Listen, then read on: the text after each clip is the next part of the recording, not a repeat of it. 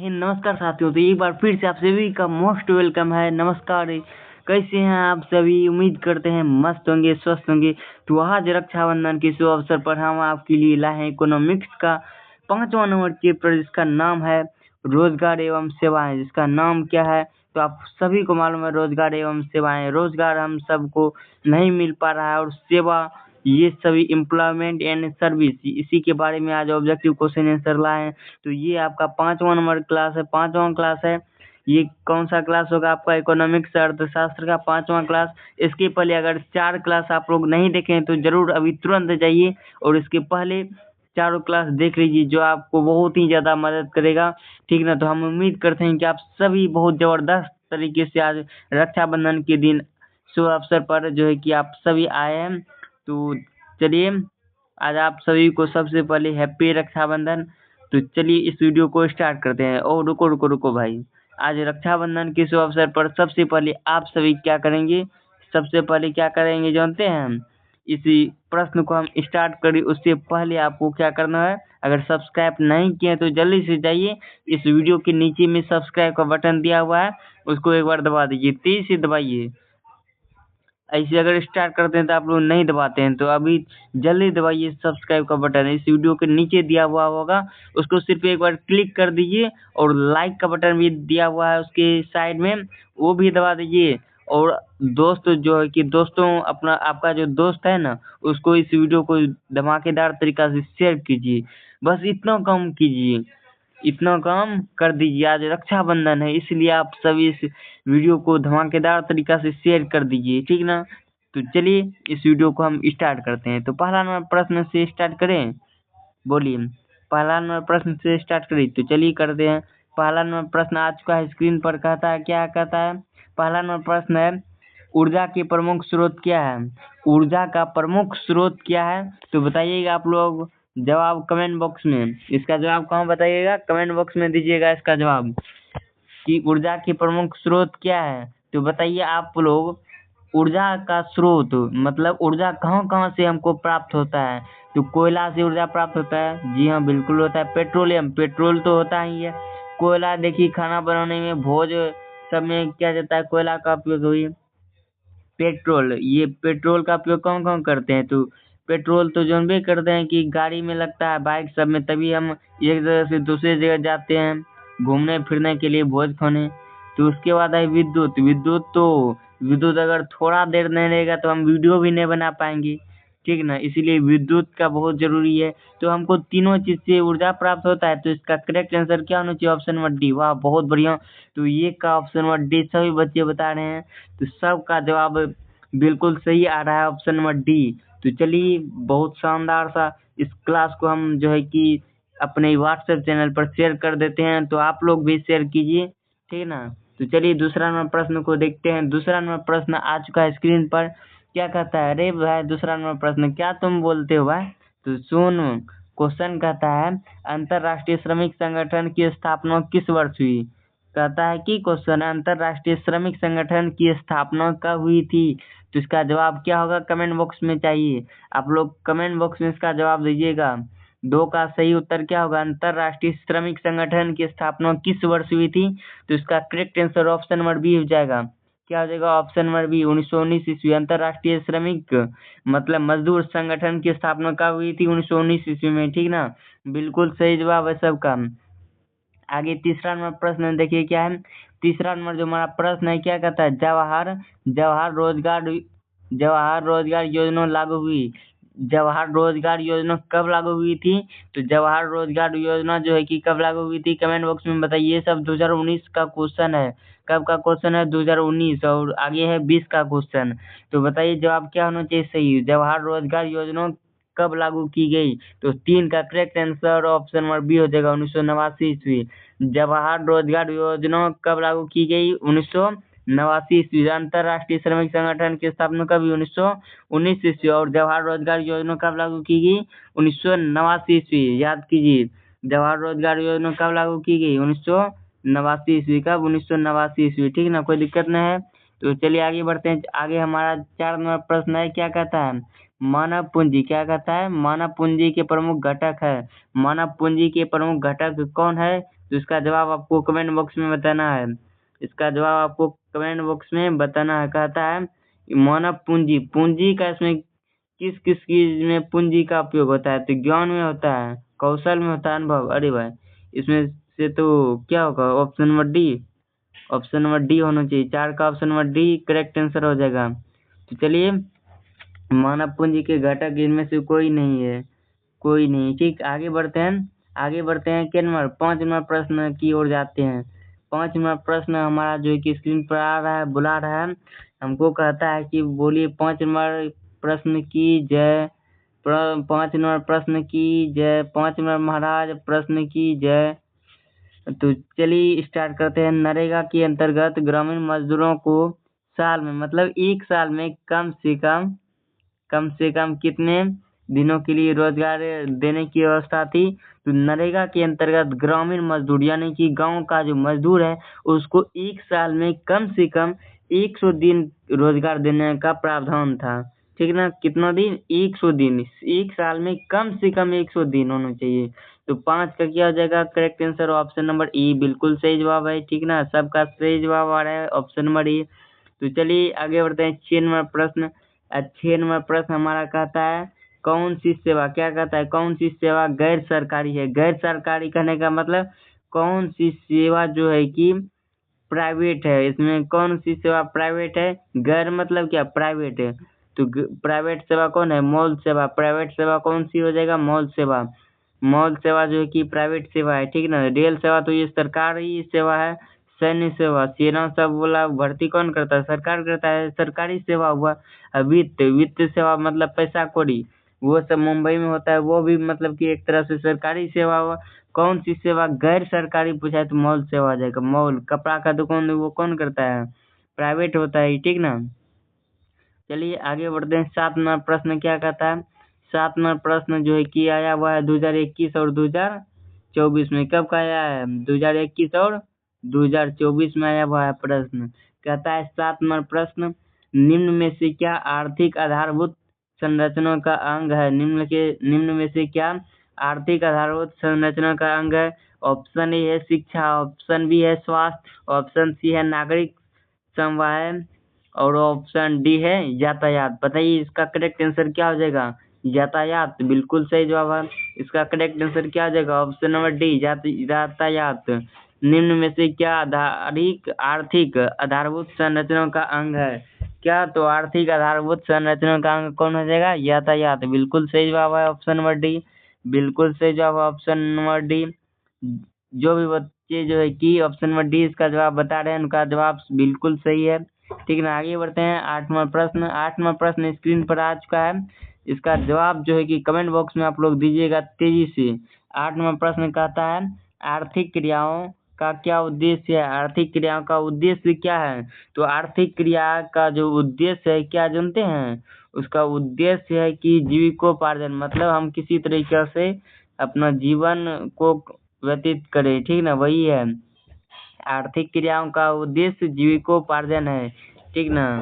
तो आगे बढ़ते हैं। 9 नंबर प्रश्न। 9 नंबर प्रश्न है हमारा मानवीय पूंजी निर्माण क्या है? मानवीय पूंजी निर्माण का मुख्य घटक है।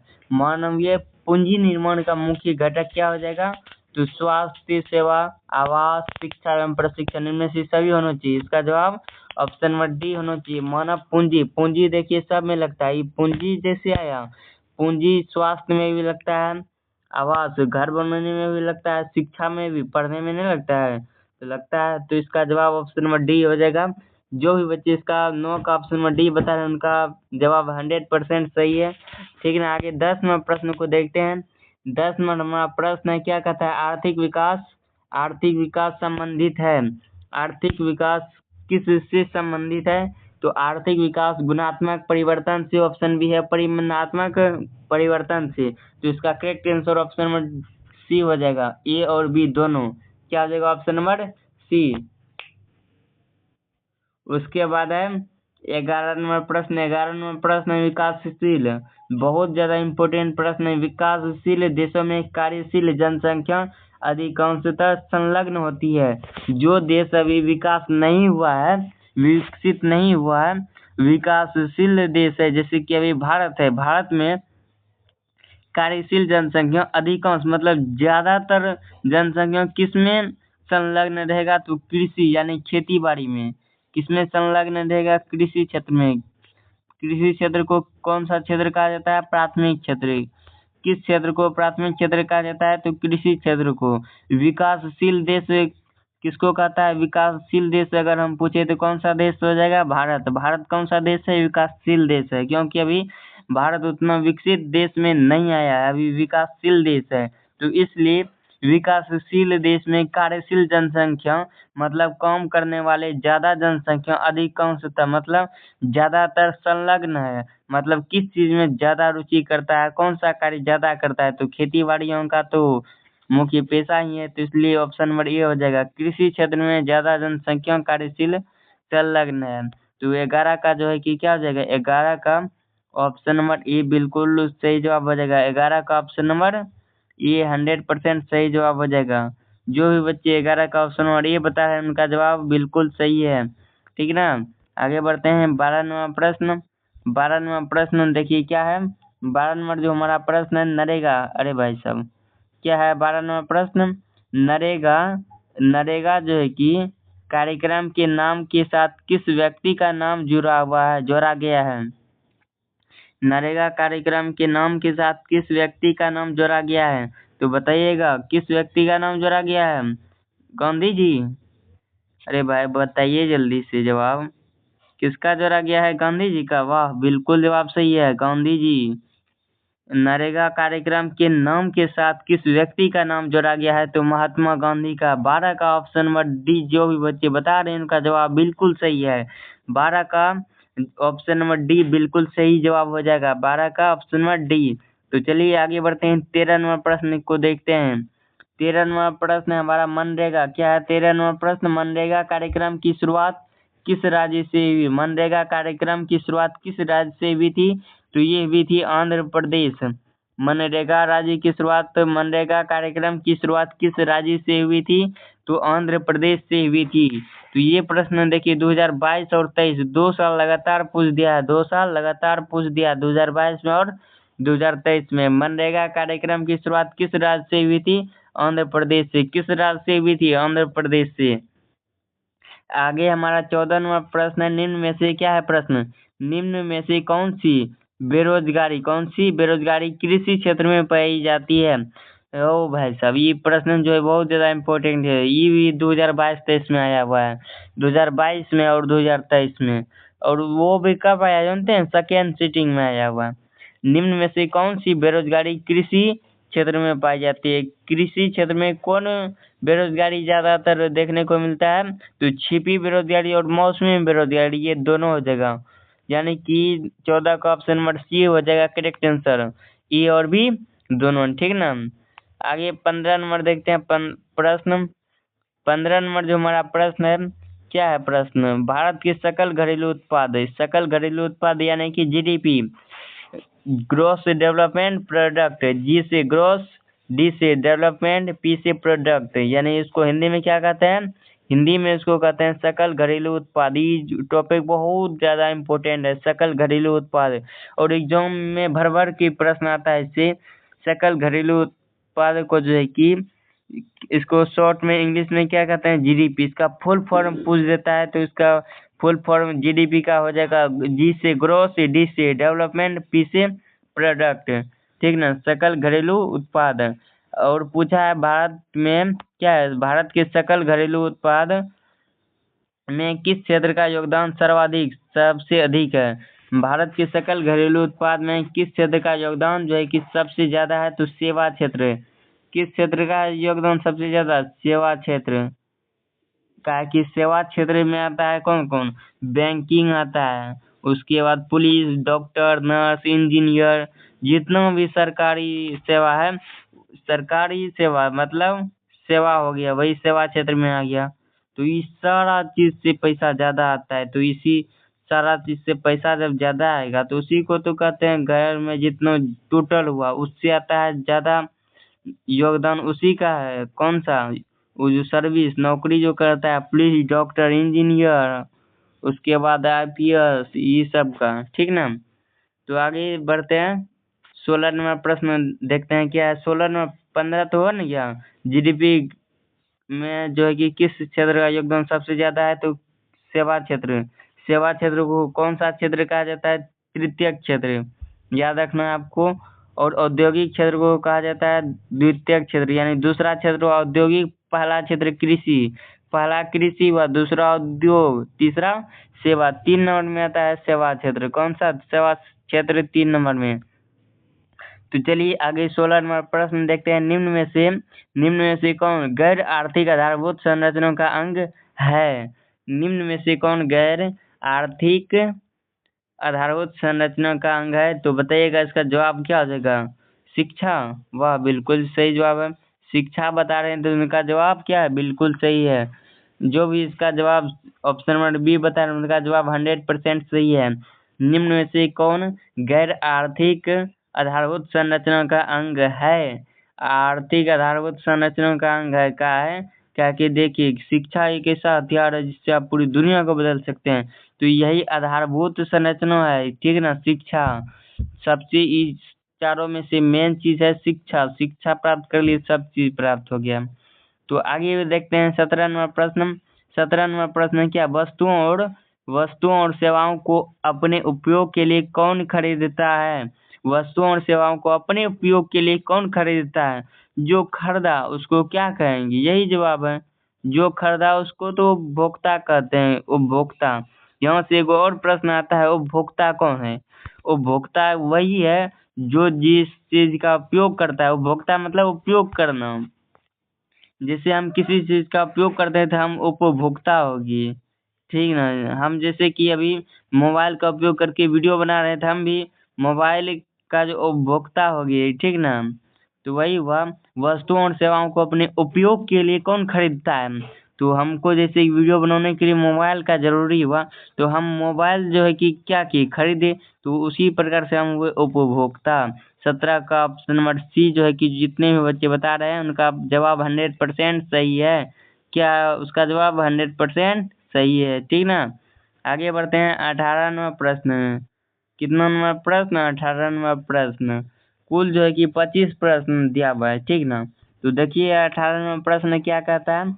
18 नंबर प्रश्न है, छिपी बेरोजगारी पे पाई जाती है। छिपी बेरोजगारी जो है कि पाई जाती है किस क्षेत्र में, तो आपको मालूम ही होगा, कृषि क्षेत्र में। छिपी बेरोजगारी किस क्षेत्र में पाई जाती है, कृषि क्षेत्र में। 18 का ऑप्शन नंबर बी जो है कि 100% जवाब सही है। छिपी बेरोजगारी कृषि क्षेत्र में पाई जाती है, ठीक है ना। 2022 में ये प्रश्न आया हुआ है। आगे देखते हैं 19 नंबर प्रश्न है, प्रत्यक्ष। क्या है 19 नंबर प्रश्न, प्रत्यक्ष विदेशी निवेश का सर्वाधिक लाभ किस क्षेत्र को मिला है। प्रत्यक्ष विदेशी निवेश का सर्वाधिक लाभ, सबसे सर्वाधिक करने का मतलब सबसे अधिक लाभ किस क्षेत्र को मिला है, तो आप जवाब बताइएगा, विनिर्माण क्षेत्र। वाह, बिल्कुल जवाब सही है। ऑप्शन नंबर डी बिल्कुल 100% सही जवाब है। क्या है, बिल्कुल सही जवाब है। प्रत्यक्ष विदेशी क्या है प्रश्न, प्रत्यक्ष विदेशी निवेश का सर्वाधिक लाभ, सबसे अधिक लाभ किस क्षेत्र को मिला है, विनिर्माण क्षेत्र को मिला है। तो चलिए 20 नंबर देखते हैं प्रश्न आगे है। 20 नंबर प्रश्न है हमारा, वैश्वीकरण। वैश्वीकरण का नकारात्मक प्रभाव निम्न में से किस क्षेत्र में देखा जाता है। वैश्वीकरण का नकारात्मक प्रभाव निम्न में से किस क्षेत्र में देखा गया, किस क्षेत्र में देखा गया, तो बताइएगा। 20 का जवाब ऑप्शन नंबर बी, रोजगार, बिल्कुल सही है। वैश्वीकरण का नकारात्मक प्रभाव निम्न में से किस क्षेत्र में देखा गया, रोजगार क्षेत्र में देखा गया होगा, ठीक ना। रोजगार क्षेत्र में, रोजगार, ऑप्शन नंबर बी बिल्कुल सही है जवाब, ठीक ना। तो चलिए आगे बढ़ते हैं 21 नंबर प्रश्न। 21 नंबर प्रश्न कहता है, क्या कहता है 21 नंबर प्रश्न, निम्न में से क्या है प्रश्न, निम्न में से किसके द्वारा पूंजी निर्माण होता है। पूंजी का जो निर्माण होता है किसके द्वारा होता है, बचत। क्यों भाई, बचत के द्वारा क्यों होगा, बताइए। बचत के द्वारा होगा क्यों, आखिर में काहे होगा, तो इसीलिए होगा क्योंकि बचत जो है ना, बचत कीजिएगा उस तभी पूंजी का निर्माण होगा, ठीक। आगे देखते हैं 22 नंबर प्रश्न। 22 नंबर प्रश्न हमारा, वैश्वीकरण नीति से किस क्षेत्र को सबसे अधिक सॉरी, वैश्वीकरण की नीति से किस क्षेत्र को सबसे कम लाभ हुआ है? वैश्वीकरण की नीति से किस क्षेत्र को सबसे कम लाभ हुआ था? कृषि क्षेत्र को। किस क्षेत्र को सबसे कम लाभ हुआ है? तो कृषि क्षेत्र को। ठीक ना। 22 का ऑप्शन नंबर ए बिल्कुल जवाब जो है कि सही हो जाएगा। बिल्कुल जवाब क्या हो जाएगा? सही हो जाएगा। अगर अगर आपको क्वालिटी में प्रॉब्लम है ना, तो क्वालिटी जो कि आप लोग क्वालिटी सेटिंग में जाइए और सेटिंग में क्वालिटी को आप क्या कीजिए, 360 पर देखिए। 360 पर देखेंगे ना, आपको क्लियर दिखाई देगा। ठीक ना। अगर 360 पर देखेंगे तो आपको पूरा एकदम फ्रेश दिखाई देगा। चलिए आगे बढ़ते हैं, दिखाई दे रहा होगा। तो चलिए आगे कौन तक हो गया था? हो गया था 22 नंबर तो बन गया था। वैश्वीकरण की नीति से किस क्षेत्र को कम लाभ हुआ था? तो ये तो बता ही दिए, कृषि क्षेत्र को कम लाभ हुआ था।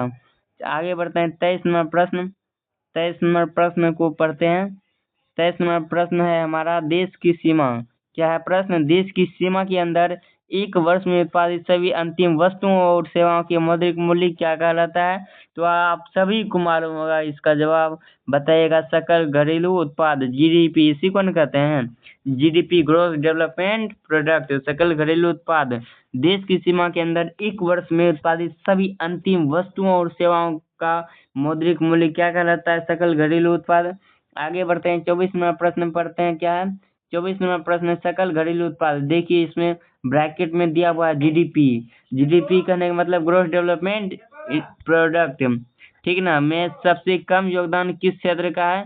तो सबसे कम योगदान अगर पूछा है तो सबसे कम है प्राथमिक क्षेत्र का योगदान। किस क्षेत्र का? प्राथमिक क्षेत्र का योगदान सबसे कम है कि प्राथमिक क्षेत्र में आता है खेती बाड़ी करने वाला, उसको तो हरदम घाटा ही लगता है। वो आगे तो नहीं बढ़ पाता है। क्या कि अगर फसल लगाया, बाढ़ आया, जैसे अभी बाढ़ आया है ना, बस फसल डूब गया। धान है, बस धान पता चला कि पूरा दहा गया, तो किसान को क्या लगेगा? घाटा ही नहीं लगेगा। तो उसका आर्थिक स्थिति और डैमेज हो जाएगा, बिगड़ जाएगा। ठीक ना। इसलिए उसको घाटा लगेगा तो गरीब हो जाएगा, और गरीब हुआ तो प्राथमिक क्षेत्र का योगदान कम हो गया। तो वही पूछा है, सकल घरेलू उत्पाद में सबसे कम योगदान किस क्षेत्र का है? प्राथमिक क्षेत्र। तो ठीक ना। 2024 में ये सब प्रश्न पूछा हुआ है। कब? 2024 में। आगे बढ़ते हैं 25 नंबर प्रश्न, अंतिम प्रश्न 25 नंबर प्रश्न। और 25 नंबर प्रश्न 2025 में आया हुआ है। अंतिम प्रश्न 25 नंबर है और 25 नंबर प्रश्न 2025 में आया हुआ है। क्या कहता है प्रश्न? पूंजी पूंजी का पारिश्रमिक क्या कहलाता है? पूंजी है तो हम क्या करेंगे? पूंजी को ब्याज पर लगा देंगे। पूंजी है तो हम ब्याज पर नहीं लगा देंगे। पूंजी का पारिश्रमिक, पूंजी से हमको क्या मिलेगा? ब्याज मिलेगा।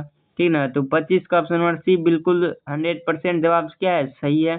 25 का ऑप्शन नंबर सी। जो भी बच्चे ऑप्शन नंबर सी बता रहे हैं उनका जवाब 100% सही है। ठीक ना।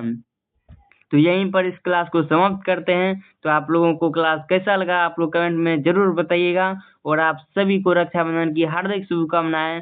आगे 15 अगस्त भी आने वाला है। तो चलिए वीडियो को हम यहीं पर एंड करते हैं। जय हिंद, वंदे मातरम, धन्यवाद। हंसते रहिए, मुस्कुराते